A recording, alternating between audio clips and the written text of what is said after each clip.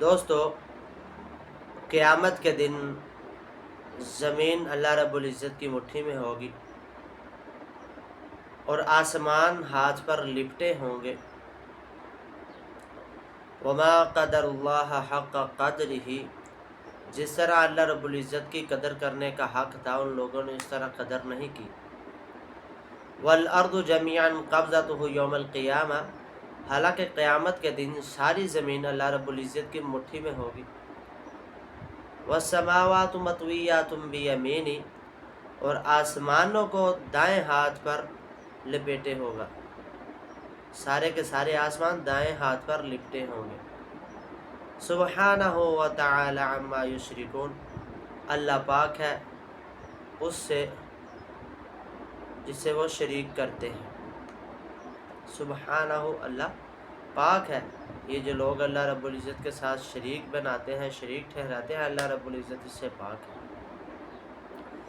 جس طرح ایک بچہ اپنے ہاتھ کے اندر گیند لے لیتا ہے، پکڑ لیتا ہے مضبوطی کے ساتھ، آسانی کے ساتھ، جس طرح ایک بندہ اپنے ہاتھ پر رومال لپیٹ لیتا ہے، یہ اللہ رب العزت کے لیے معمولی کام ہے، اس سے بھی معمولی کام ہے، اس سے بھی آسان کام ہے کہ اللہ رب العزت زمین کو اپنی مٹھی میں لے لے، ساری کی ساری زمین کو اپنی مٹھی میں لے لے اور آسمان دائیں ہاتھ پر لپٹے ہوں گے۔ یہ اس سے بھی آسان ہے کہ ایک بچہ ہاتھ میں گیند لے لے، ہاتھ میں رومال لپیٹ لے، اور معمولی کام ہے اس سے بھی۔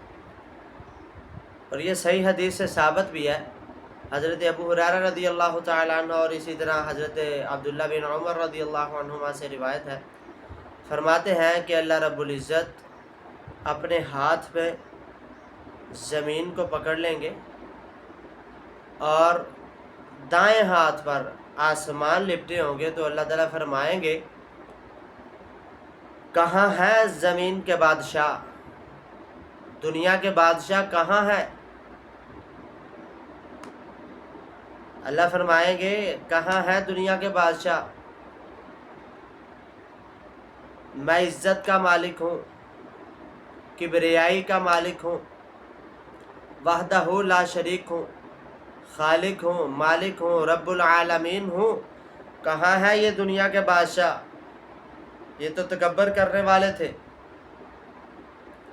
یہی آیت رسول مکرم صلی اللہ علیہ وسلم نے خطبہ ارشاد فرماتے ہوئے ممبر پر پڑھی۔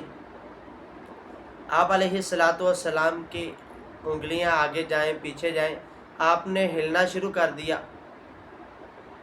اس طرح کا لرزہ طاری ہوا کہ آپ ہلنا شروع ہو گئے اور ممبر رسول بھی ہلنا شروع ہو گیا، اور صحابہ کرام فرماتے ہیں کہ ہمیں خطرہ ہوا کہ کہیں آپ علیہ السلام نیچے نہ گر جائیں۔ آپ علیہ السلام نے فرمایا کہ جو بندہ یہ آیت مبارکہ پڑھ کر رونے لگ جاتا ہے وہ جنتی ہے، اور جس سے رونا نہیں آتا وہ رونے والی شکل بنا لے۔ قیامت کے دن اللہ رب العزت ایک سور پھونکیں گے، لوگ بد حواس ہو کر ادھر ادھر بھاگنا شروع ہو جائیں گے، پھر دوبارہ سور پھونکا جائے گا، سب مر جائیں گے، روح زندہ رہے گی۔ اللہ رب العزت فرمائیں گے میں خالق ہوں، میں مالک ہوں، رب العالمین ہوں، رحمان ہوں، رحیم ہوں، کریم ہوں، اور وحدہ لا شریک ہوں۔